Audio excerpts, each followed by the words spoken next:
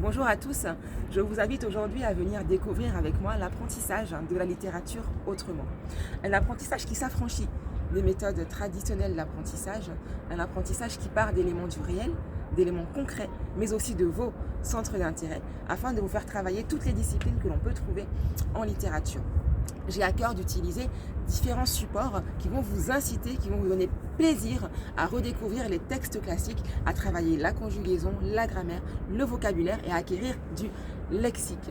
Enseignante en français depuis plusieurs années maintenant, que ce soit en collège et en lycée, je prends plaisir à dynamiser mes séances, à les rendre vivantes afin de donner goût aux élèves, afin de leur donner l'intérêt de la littérature, l'intérêt du livre, l'intérêt des textes classiques. Et j'ai envie de vous dire, quel meilleur cadre aujourd'hui que pour commencer à vous montrer un petit peu mon univers et mon mode de fonctionnement.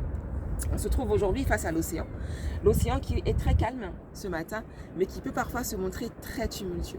Et c'est le reflet pour moi parfait de la figure de style que j'apprécie le plus en littérature, à savoir l'oxymore. L'océan, je l'appelle souvent le sage révolté.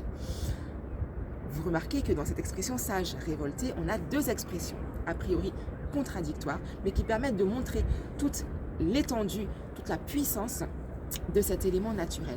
On vous donne souvent l'exemple, un silence éloquent en littérature pour vous illustrer cette figure de l'oxymore.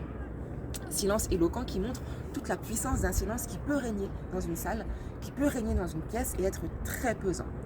Voilà pourquoi, à partir de maintenant, pour toutes les personnes qui me suivront, comme j'estime que l'oxymore est aussi la figure de style qui correspond parfaitement à l'être humain, plein de contradictions, plein de paradoxes, je vous appellerai désormais mes oxymores.